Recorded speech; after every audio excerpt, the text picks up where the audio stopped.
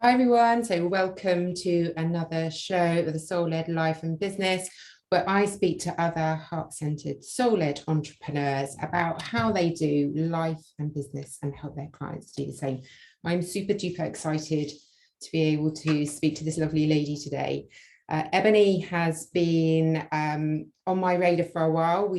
We actually do some writing in the same magazine together, and Ebonie doesn't know this, but I have a little bit of a girl crush on her. One of the reasons being she's living in Spain and gets to swim in this warm sea every day. But also, as you will see today, I really admire the way that Ebonie approaches life and business. And, it's all about doing things in a more soulful way. And I think you absolutely epitomize that. So I'm super excited to speak to you today. But I just want to hand you over to Ebonie to introduce herself. Thank you.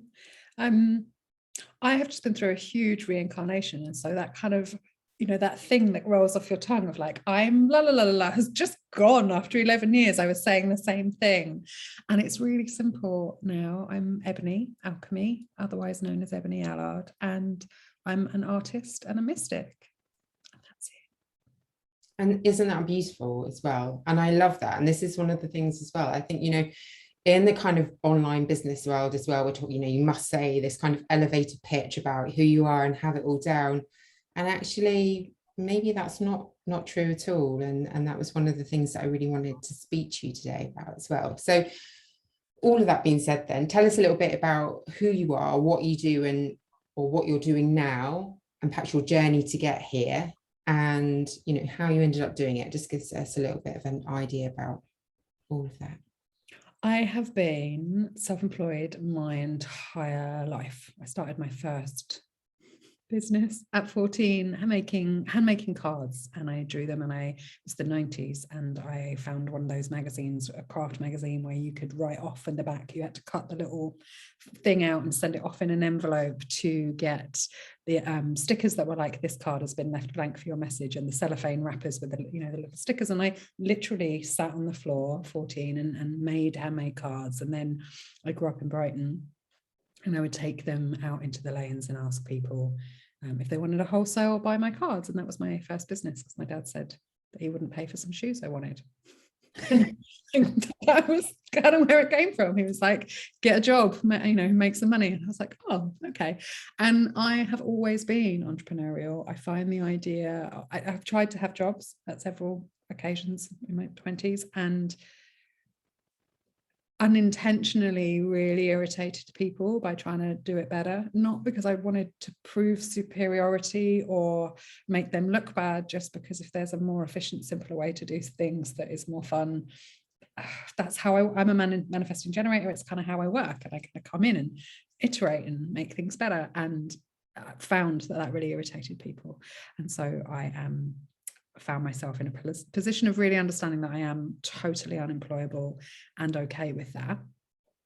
However, my first career was in the film industry, and so I was in the art department, and I worked my way up from an art department assistant to a set decorator. And so anything that moved on set was my responsibility, and I managed big budgets, and I bought lots of things and spent lots of other people's money, and I loved it.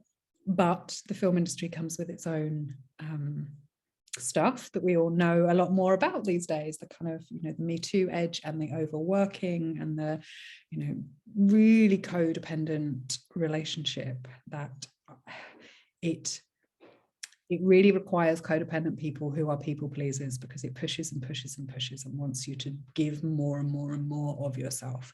And I ended up in a place where I was using a lot of cocaine just to survive and walk out my bedroom door, and had a breakdown of sorts. It was a burnout, and I was just exhausted and left the film industry. And I started my first kind of proper business, which was called My Girl Friday, from £25,000 worth of debt, living out of my car, totally homeless, totally like, what do I do? And this was 2008, 2009, so just after the big recession had hit. And for most people, that would be a terrible time to start a business. And for me, it was a level of desperation, urgency, necessity. You know, actually starting at the bottom of something is a great place because you've got nothing to lose when you've got nothing. Absolutely. And so within a very, very short amount of time, I had created an award-winning business. I had 17 freelancers working for me. We had people all over. It was one of the first virtual assistant, personal assistant businesses in the world. I had clients all over the world. And I was absolutely exhausted. I had no idea what I was doing. I was making a business based on what I thought it should look like from the outside, not what it should feel like on the inside. And then had a burnout and moved to Bali in 2011, 2012, in a kind of, I'm going to give two people my business to look after while I'm away. And if I come back and I've got a business, great. And if I come back and I haven't got a business, great. Like I just need to leave. And went and spent 4 months in Bali. And when I came back, I didn't have a business anymore. But also when I moved to Bali, within 6 weeks of being there, I had recreated my entire life. I had 6 entrepreneurs that I was working for, and I was doing everything for them, making them lots of money, feeling really resentful. And it was so interesting to me that I'd moved halfway across the world, was living in paradise, and had like my frequency, my energy had recreated exactly the same thing. And that became the kind of beginning of me as a coach and me, I guess, stepping into this the truth of my soul self. And so from 2012 until 3 months ago, I was running a coaching business, and I wrote a book called Misfit to Maven, and launched a signature framework called the value filter system, and did all of those entrepreneurial things, very, very structured, very Piscean, from the inside, genuinely soul-led, but still a kind of looking over my shoulder. What is everyone else doing? What should I be doing? What would look good? How do I scale? It seems like everyone's doing that. I lost myself a little bit. And bigger, better, more, even though I thought I was really coming from feminine energy, even though I thought I was really soul-led, 2020 and the last, 18 months and this experience that we've all been through as a world, what that looked like for me was actually calling my 3 best friends into running a business with me. And the very short version is it didn't work out, and I ended up putting my business through an insolvency process, which was heartbreaking and now necessary. And I'm now in a place of being able to say that it feels like relief and freedom to be able to be Ebonie, artist and mystic, rather than Ebonie, CEO, founder of, and I put that voice on, but it's like I got so used to creating something big around myself, and the simplicity of allowing myself to be rather than do is still relatively new in the grand scheme of my life, but is something I'm really enjoying discovering and playing with. And it feels like there's been a massive shift in the world and in the pace of how we work and how we live, and the integration of those two things. And for me, having a work-life balance used to be this constant, move something here, like dance of creating balance. And now I don't feel like I'm balancing on anything. I feel very grounded. My feet are on the floor. It's not about moving lots of pieces around in order to perfect this balance. It's all just integrated. And I would love for other people to experience an integration where the different parts of our lives weren't all fighting for time, attention, and energy, but we're actually able to breathe with one another. So I love this. There are a few bits in there of what, all that you said. The first bit is obviously, which I love, you said you go to Bali and you realize you've just taken yourself with you. And I think so many of us do that, don't we? And it's just, we kind of we think we've moved or we've shifted direction, but actually what's reflected back to us is exactly the same. But what I also love about that is then that we can start, and it really resonates with me because I've done very similar. And then we start perhaps thinking, no, we don't want to do that. So I'm going to really connect into my soul and follow that. but it's really hard because we are still operating in that very old kind of like paradigm way of doing business. And so there's still elements there. And that's exactly like you've said. So obviously, you know, for very unhappy reasons, you've gone through a lot there. But what you're doing now is completely from soul, isn't it? And but that takes courage, because that's a totally new way of doing life and business. Perhaps if you had a kind of like a scale, you've got one side here and then you've got the other here and you're up that way. So how are you finding that then? Because I try as much as possible to live like that. But then I find myself that thing, you know, it's like the mortgage to pay, that, you know, all of these things that so many of us have got. And so it's scary. And it takes such a huge amount of trust and working on that kind of those beliefs and everything. So how do you manage that and do that? What's really fascinating to me about that question is that for nearly the entire time I was running my last business, people would tell me I was courageous all the time, and I would push it away because I didn't feel it. And now, when you said that, I'm like, yeah, I really am. Yeah, I am. Like, I really feel like I'm living in that place of courage where I am, where there is no certainty, and where before I was holding an energy of bravado, and I would often book myself in for masterminds I couldn't afford in order to push myself to a place where we created more wealth. Does that make sense? So I would grow the thing, hire another person, like force myself into expansion, and then hold it all, and then hold it all. Where I'm now is I'm only expanding where it feels really good to expand, where it doesn't come from a bravado or like hold my breath and run, right? That's a very different sort of courage. It's bravery. And I feel like I was really brave for many years. But now I'm courageous because it's scary every day and I'm not holding my breath. Whereas before I would hold my breath and it was scary, but I would be like, I am strong and I've got this. And whatever happened, like if it means staying up all night, I will. If it means, you know, asking for help, I will. Like whatever it takes, I will. And maybe it's a drop into the feminine. Maybe it's a further drop into the feminine and this kind of integration of the two. But now I feel like I'm in a place where I'm just not going to do myself or anyone else any harm. And so if it's a no, I will say no. And if it's a yes, but it feels wobbly, I'm going to really communicate that as well. And I feel like I've dropped a layer of superiority. And what I mean by that is I really believe that as a leader, I needed to hold responsibility for other people.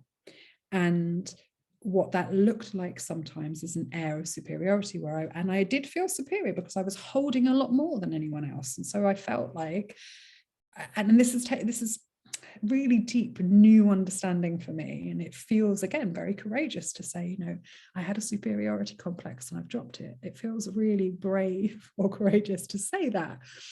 But where I'm at with it is I'm just not taking responsibility for anybody else except myself right now.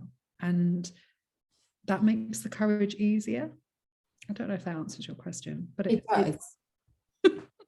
I find it absolutely fascinating because you have picked up on so much that I have a real bugbear again about this kind of, you know, and it's a lot about law of attraction and manifesting and stepping into that energy of like, you know, the next level you before you're there, and like you say, paying for things that you can't afford and hoping that your energy will match it.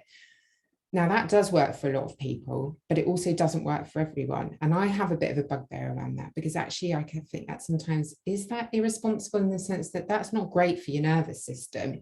You know, if you're constantly, like you say, you're then pushing yourself and pushing yourself. I'm not saying anything against anybody that does that or promotes doing that.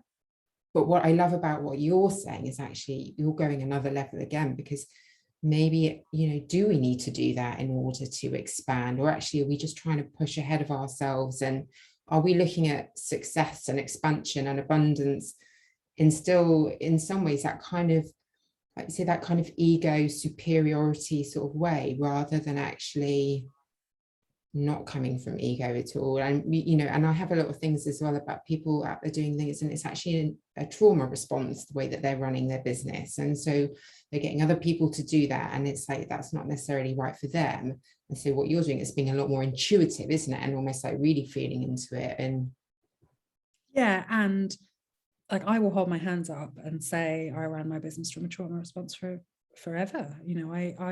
But I had no idea that that's what I was doing. And so was I doing harm to anybody else? I don't know, because ultimately they are also sovereign beings, and I never forced anyone to do anything. I never twisted their arm. I never emotionally manipulated people. I never, it's a really complex topic. yeah. And so potentially we all have our own journeys to go through in pushing that response to a place where we go, you know what, enough, I'm going to be kind to myself now. And the last couple of weeks, this idea has really been landing for me that when we talk about expansion, nearly everyone I know talks about up leveling. Nearly everybody I know talks about high vibe versus low vibe.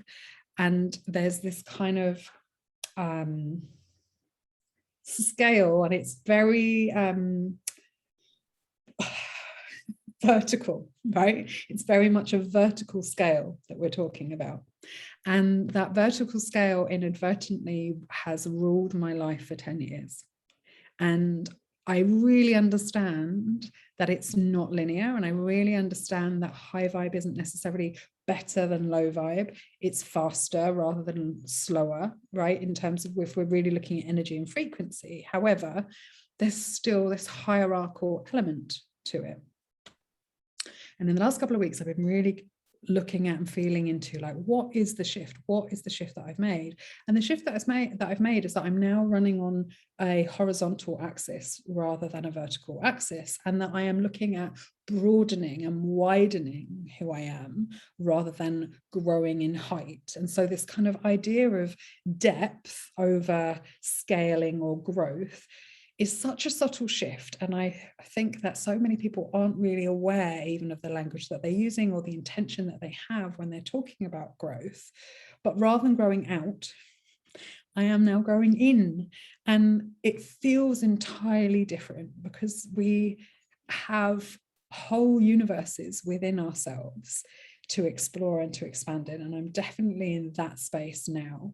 But before, I was so interested in connecting with other people, and I felt like that all had to happen on the outside. So all of my growth and all of my expansion, not necessarily consciously, was about this kind of outward growth. Does that make sense? It does make sense. Yeah, absolutely. And so how does that look then, bringing it back into like a day in the life of running your business as you do now? Like, how does that look? What kind of thing are you doing? I mean, I know you've got something going on at the moment that we were sort of talking about briefly before we came on, but what it looks like these days is just so I'm giggling to myself because my to-do list these days has 2 things on it, and that's it. And the 2 things every single day are get in the sea or like alchemize my body in some way, which the easiest way for me is get in the sea, and connect with the expression of my soul for that day. And so there'll be something that I truly desire to do or act on in every single day. And if there really isn't, then I won't do anything. But I am a manifesting generator, and so there's a generator energy in me, which means I nearly always want to do something. And so that's it. It's like, it's do something, but that I have to really want to do it. It has to come from a place of desire. And I have been talking about for years, like step into your own value filter first, or step into your own energy first, or regulate your nervous system, or regulate your own frequency before you connect with other people. But now, because I no longer have a team anymore, but because I no longer have, I just have changed everything. I don't have these people I'm responsible to. I finally allowed allowing myself to be responsible to myself. And so genuinely, I am happy if I have done those two things in a day. And the results are really, really interesting, because the money looks very different than it did or has done for a long time. But the feeling of wealth or abundance or satisfaction or fulfillment is off the charts compared to where I used to be. And so while my bank accounts have much less money running through them each month than they have done in a very, very long time, I don't care. I'm just having and my life, the quality of my life hasn't shifted or changed.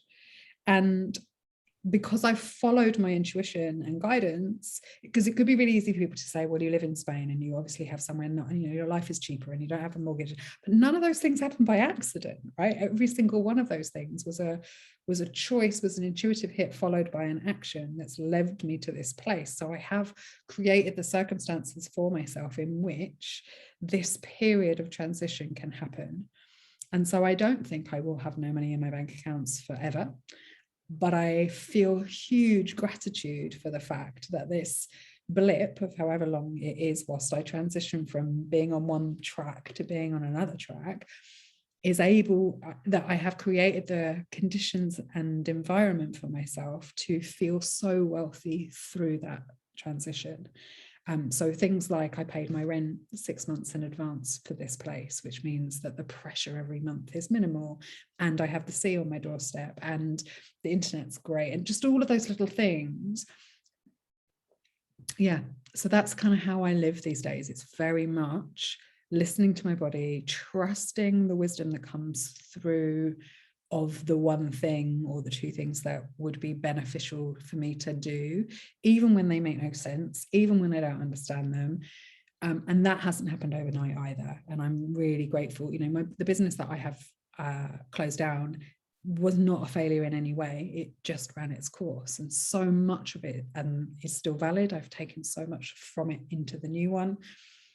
And part of that was the embodiment process of really dropping into my body, listening to it, becoming my own best friend, trusting my intuition, acting on my intuition, and allowing more of it to come through. Because as I acted on it, my body was like, yes, I can tell her more. She's listening to me. And so the wisdom that I experience is so much greater and much noisier than it has ever been previously. So if somebody else, this was appealing to them, what advice would you give them as far as trying to incorporate that way of being into their life a little bit more? Because that's exactly the kind of thing that I'm interested in as well, and trying to kind of integrate more and more. Sadly, I don't live in Spain and I do have a mortgage.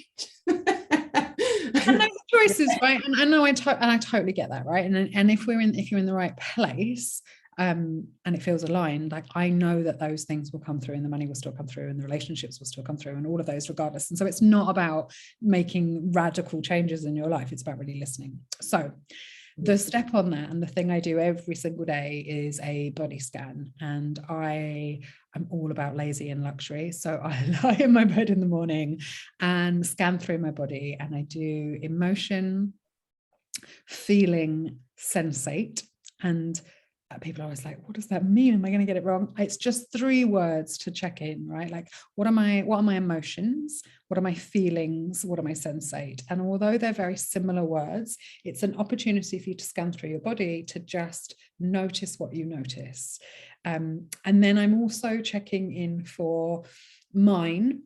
Someone else is in my family, vicinity, house, friendship circle, whatever, or the world's. And so I also do a kind of scan for that. And it might be that there's something actually going on in my body, and where I'm like, oh, my lower back hurts, or I'm tired, or I feel like I want to have a green juice this morning, or I really want a croissant, or whatever it is. That's my first check-in, is with my body, to check in with it on a physical level, an intellectual level, emotional level, spiritual level. For me, scanning through my body and through the different fields of play and listening and noticing, at first with no agenda, with not like, give me information, body, but just listening. Now my body is really talkative, communicative, and gives me all sorts of information. And I really, really believe that as humans of feminine essence, we have all the information in us. We know everything. And for many, many, many years, we didn't have books. There are no books on the goddess. There are now, but there weren't. There were no books on medicine. There were no books on, religion, on astrology, all of this kind of stuff, wisdom, because as women, we hold it in our bodies. Those of masculine form discovered that they couldn't hold that knowledge in their bodies. And so they started to write it down so they could retain it. And it's very, very scary for anyone if you're not in a great relationship with the feminine, right? Because we can't always act on this knowledge that we have, but the masculine can. And so we're at this really interesting time in history where the feminine and the masculine really get to come into unity, work with one another again, rather than fighting each other for some kind of power. It's like we're actually supposed to work together. And this isn't about gender or sex, it's actually really about energy. And so whatever, but we have all of that wisdom in our bodies, and everybody has a certain level of wisdom in their water and in their bodies. So going through a process of learning to listen to your body will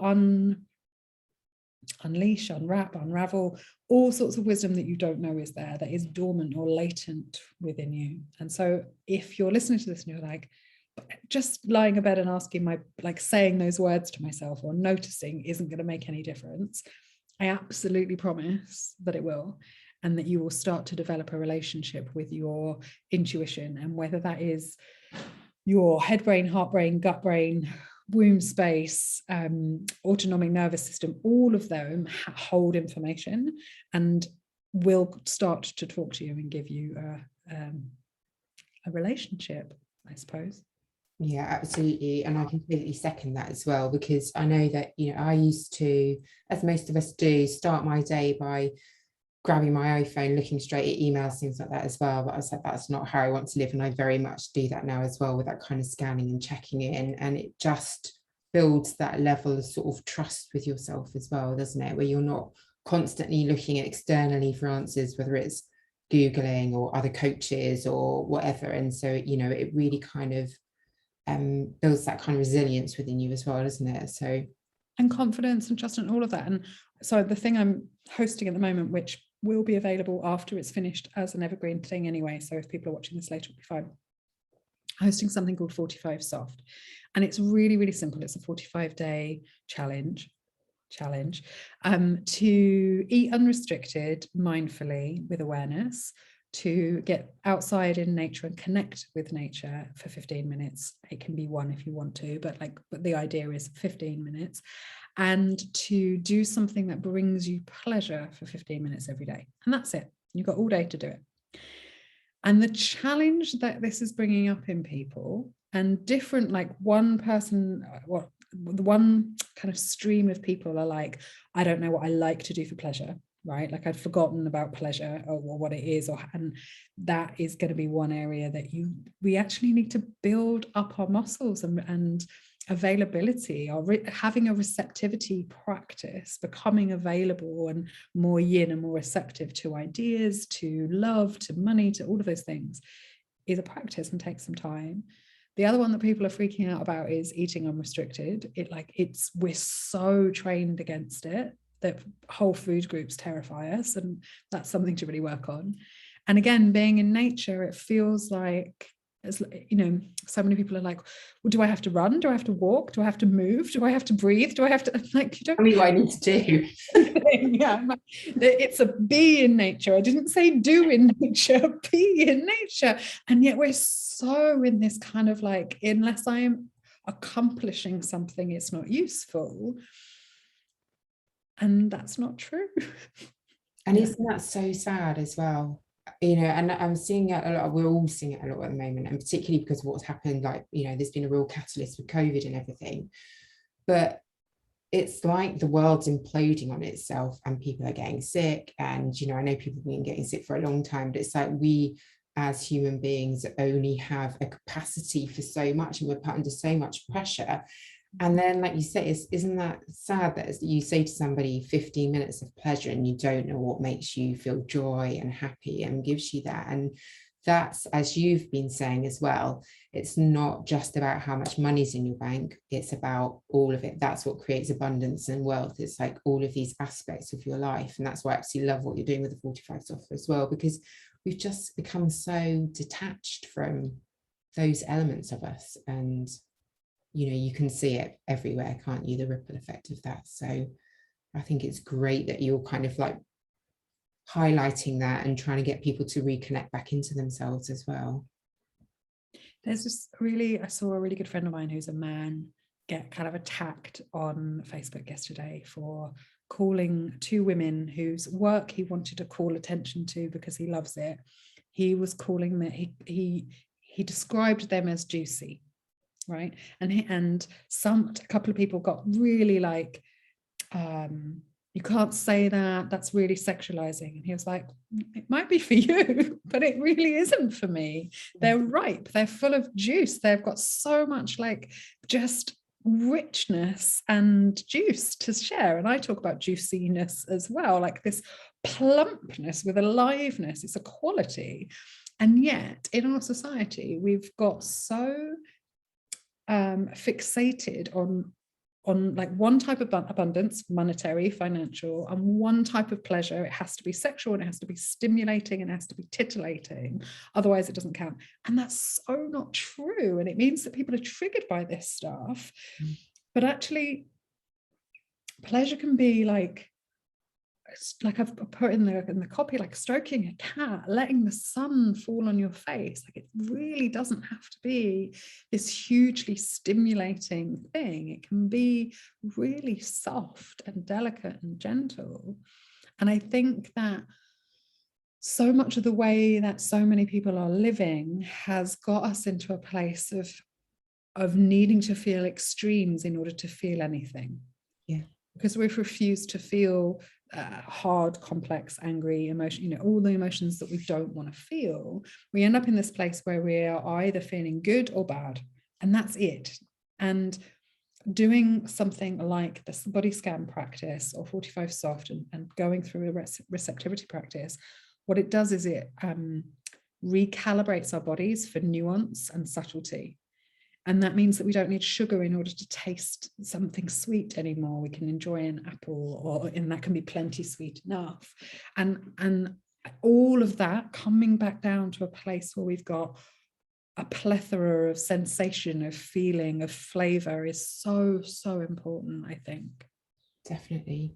And also the simplicity of it all as well. It's like we have this kind of like this expectation, like you say, well, that's too easy, like that's too simple. How can that possibly work? How can that be effective? Or like you say, just sitting in the sun or enjoying a really gorgeous piece of fruit or whatever it happens to be. It's always, you know, like it has to be more, and it has to be expensive or whatever it has to be. But we've got so out of kilter. But yeah. Someone said to me about 45 soft, it's so simple. And I noticed that what I heard for a second was it's not good enough. And I realized in that moment that I've held this idea for such a long time that if someone says something is simple, I hear that it's stupid or that it's not enough. And I really sat with that and I was like, no, actually most of the things that have had the most profound impact on my life have been simple, because I can remember them, because I can understand them, because I have got the energy to action or implement them. You know, simple is profound and powerful because we actually do something with it and we remember it, retain it. Absolutely. I also think it's so powerful as well because, you know, there's that thing as well where we're always pushing ourselves to the next level. Something comes easy to us. If something brings us joy, it feels like fun. That's our thing. That's simple. It's easy. Whereas actually we think it can't be that easy. It's got to be harder. You know, we're constantly trying to overcomplicate things or make it more, or whereas actually maybe that is the way we should be living. And so I think we're all guilty of, you know, hearing and or feeling those things as well, but actually it's just a real look at how we view every bit of our lives. I think there's something there around, particularly in the 80s, but it's been going on longer, about how everyone had to be good at everything because independence and individuation, but really independence was really, really pushed and exalted as the goal. And so in schools, you know, you weren't allowed to do the thing, more of what you're good at, what you found easy. You were always pushed to do the thing you were worst at so that you could be a well-rounded human. And I just think that's such rubbish, because actually it comes from a place of wanting everyone to be their own island. Now, if we all did what we find easy, if we didn't have to struggle for it, push for it, if we really came from a place of enoughness, that would only work if we were interdependent. If we asked each other, if we said, listen, this is my thing, I'm great at it, don't know how to do anything else, please help me. But we're so terrible at saying, please help me, because we think we have to be, you know, everything to everyone. And that shift is a big one, to be accepting of help and to take ownership of what you are good at and what you enjoy. But those two pieces go together, they're part of the same puzzle. I totally agree. And you're right. And obviously, you know, we've certainly grown up in that sort of school age, so I can totally relate to that as well. But I do think things are shifting, and that's why it's so important, like the work that you're doing and the more and more of us that are kind of saying these kind of things, that people feel that it's okay. There isn't a right way or a wrong way to do business or life. It's about actually having the courage to trust yourself and your own inner wisdom. And just because it doesn't seem to be the norm doesn't mean that it's not the right thing for you to do. And you're absolute testament of that as well. So thank you so much for chatting to me today. Is there anything that you would like to, sort of any advice that you'd like to give, or tips or anything like that for anybody that's listening, just to finish this off? The one piece of work that will shift the needle in your business more than anything else, any piece of strategy, any piece of healing work, is learning to trust yourself. And if you don't trust yourself, please focus all your attention on that first, because your self-trust influences everything else in your life. That is amazing advice. And I wish that I'd known that sooner in my journey, because I certainly did spend a lot of time and money climbing the wrong mountain just to get to the top, to find that it wasn't where I was supposed to be. And that's because I trusted other people's view of what my life or business should be rather than my own. So wise words. Ebonie, where can people find you if they want to work with you?